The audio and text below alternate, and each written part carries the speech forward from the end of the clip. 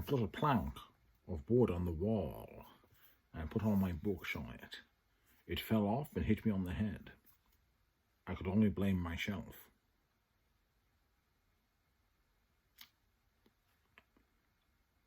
The great god Orm waxed wroth, or at least made a spirited attempt. James, there is a limit to the amount of wrath that can be waxed 1 inch from the ground. But he was right up against it. He silently cursed a beetle, which is like pouring water onto a pond. It didn't seem to make any difference at all. The beetle plodded away. He cursed the melon unto the 8th generation, but nothing happened. He tried a plague of boils. The melon just sat there, ripening slightly. Just because he was temporarily embarrassed, the whole world thought it could take advantage. Well, when Om got back to his rifle-shapen power, he told himself, steps would be taken. The tribes of beetles and melons would wish it never been created, and something really horrible would happen to all eagles. And there would be a holy commandment involving the planting of more lettuces. By the time the big boy arrived back with the waxy-skinned man, the great god Orm was in no mood for pleasantries. Besides, a tortoise-eyed viewpoint, even the most from a tortoise-eyed viewpoint, even the most handsome human is only a pair of feet, a distant pointy head, and somewhere up there, the wrong end of a pair of nostrils. What's this? He snarled. This is Brother Numrod, said Brother. Master of the novices. He's very important. Didn't I tell you to bring me some... Didn't I tell you not to bring me some fat old pederast? Shouted the voice in his head. Your eyeballs will be spitted on...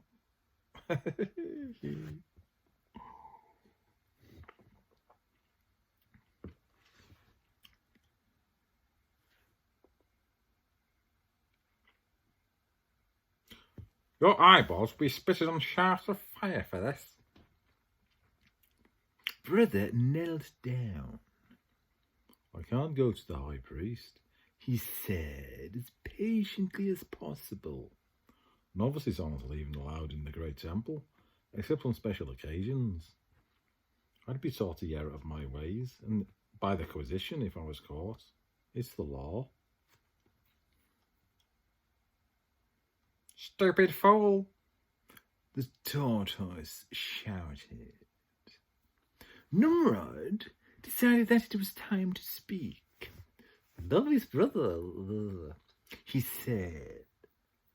For what reason are you talking to a small tortoise? Because. Brother paused. Because it's talking to me, isn't it? Brother Numrod looked down at the small one-eyed head poking out of the shell. He was, by and large, a kindly man. Sometimes demons and devils did put disquieting thoughts in his head, but he saw to it that they stayed there, and he did not in any literal sense deserve to be called what the tortoise had called him, which, in fact, if he had heard it, he would have thought was something to do with feet. And he was well aware that it was possible to hear voices attributed to demons and sometimes gods. Tortoises was a new one. Tortoises made him feel worried about Brother, He'd always thought I was an amiable lump who did, without any sort of complaint, anything asked of him. Of course, many novices volunteered for cleaning out the cesspits and bull cages, out of a strange belief that holiness and piety had something to do with being up to your knees in dirt. Brother never volunteered, but if he was told to do something, he did it. Not out of any desire to impress, but simply because he'd been told.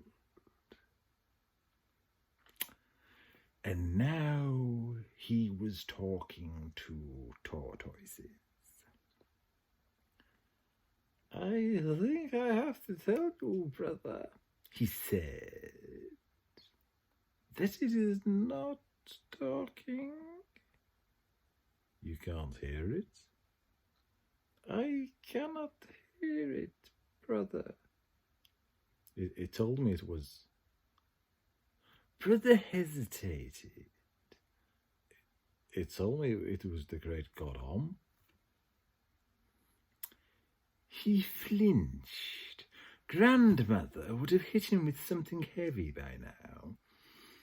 "Oh, well, you see, brother," said Brother Nimrod, twitching gently, "this sort of thing is not unknown among young men recently called to the church.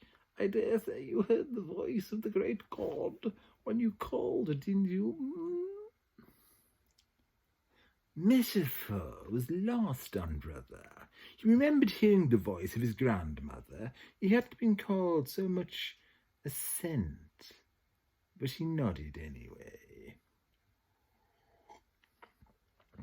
"And in your enthusiasm, it's only natural that you should think you should hear the great God talking to you," Nimrod went on.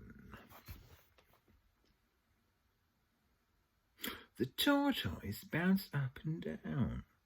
"Smite you with thunderbolts!" it screamed. "I find healthy exercise is the thing," said Nimrod, "and plenty of cold water." "Rise on the spikes of damnation!" Nimrod reached down and picked up the tortoise, turning it over, its legs waggling angrily. "How did it get here?" "I don't know, Brother Nimrod," said Brother dutifully. Your hand to wither and drop off!" screamed the voice in his head. "There's very good eating on one of these, you know," said the master of novices. He saw the expression on Brother's face.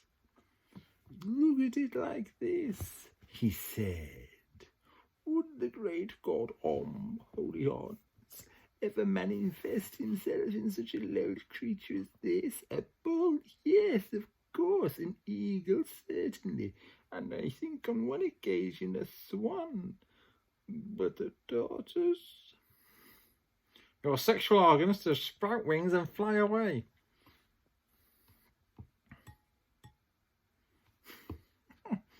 After all,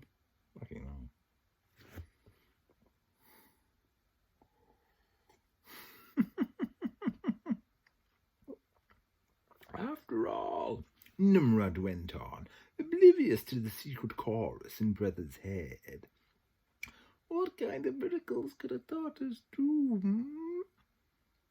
Your ankle is to be crushed in the jaws of giants. Turn lettuce into gold, perhaps, said Brother Nimrod in the jovial tones of those blessed with no sense of humour whatsoever. Crush ants underfoot. Said Brother dutifully. I shall take it to the kitchen out of your way, said the master of novices. They make excellent soup, and then you'll hear no more voices, depend upon it. Fire cures all follies, yes? Soup? Oh, soup? Said Brother. Your intestines be wound around. Be wound. Ugh.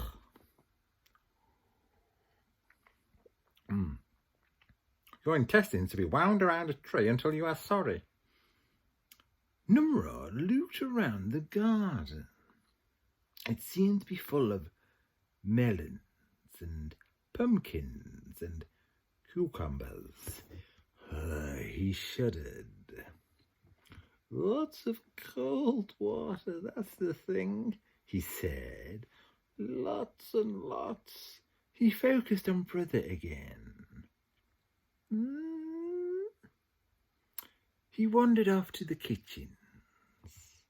The great god was upside down in a basket in one of the kitchens, half buried under a bunch of herbs and some carrots.